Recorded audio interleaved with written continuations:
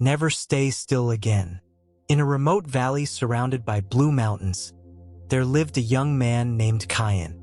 He spent his days sitting by the river, gazing at his reflection, waiting without knowing what.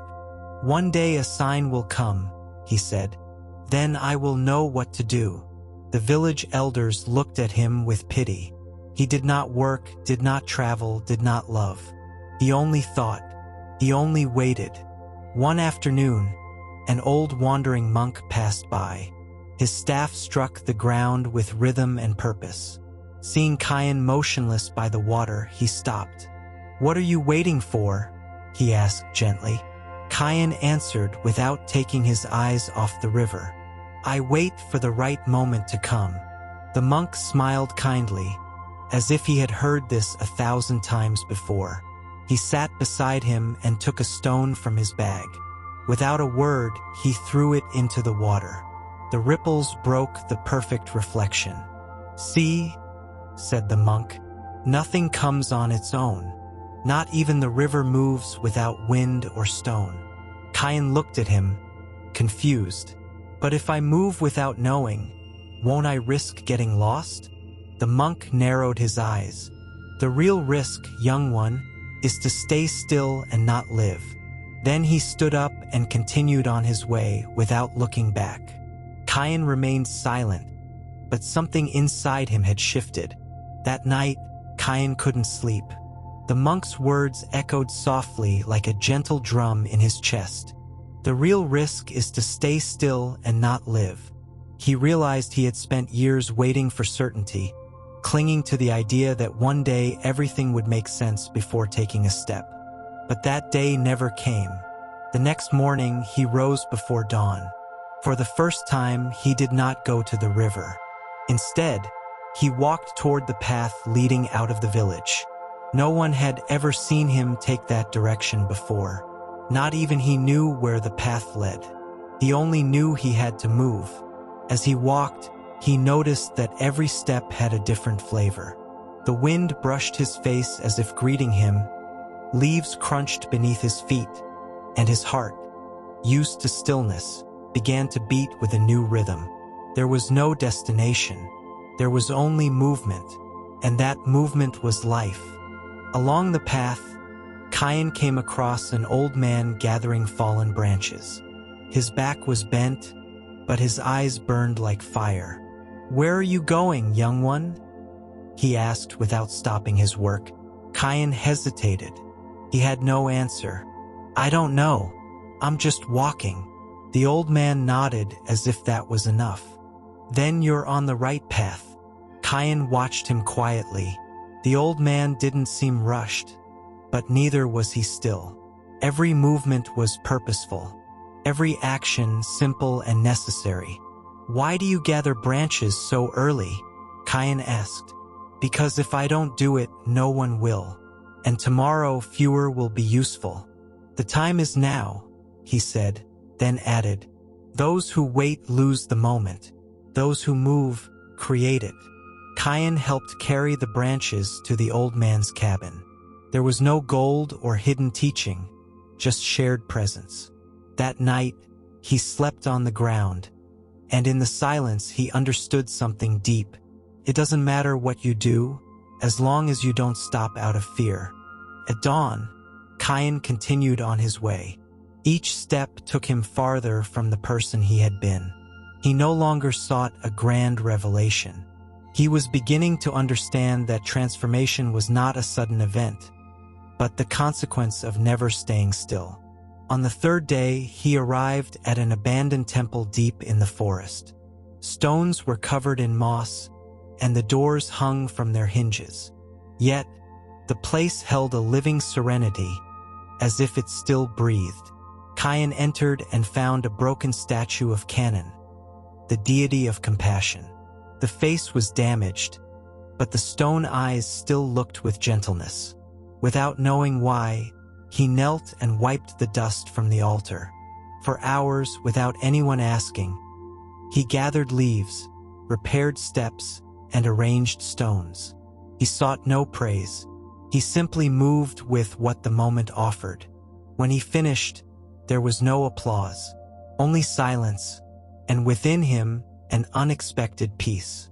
That night, Kayan lit a small fire in front of the temple and sat beside it. For the first time, he did not feel the weight of his mind demanding answers. He did not think about what he would do tomorrow. He did not seek meaning. He simply was, and yet he had never felt so full. He watched the flames dance, the wind play among the branches, the mountain's silence envelop everything. He felt he did not need to understand the world, only to move with it. The next morning, as the sun barely touched the peaks, Kayan heard footsteps in the forest. It was a woman with a tired face, carrying her sick child in her arms. "Is this temple inhabited?" she asked weakly. "They told me I might find help here." Kayan looked at her in surprise. He wanted to say he was no monk, that he did not know how to heal, that he had just arrived. But he said nothing. He simply invited her inside.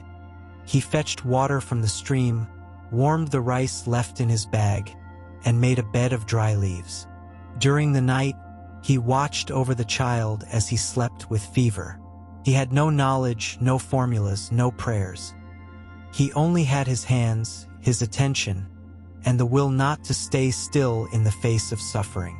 And in that simple, silent, sincere movement, something began to heal. 3 days passed. The child's fever gradually eased.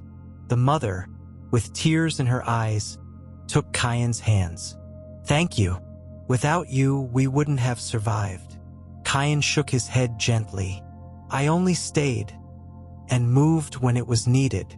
The woman smiled, as if those words touched something ancient and forgotten. When they left, the temple fell silent again, but not empty. There was a different presence in the air, as if the place had awakened with him. Kayan never sat again by the river waiting for signs. Each day, without great plans or set goals, he repaired something, gathered firewood, tended the fire. And sometimes, tired travelers, farmers, or elders seeking rest appeared. They never asked if the temple was in use, they simply stayed, and Kayan welcomed them.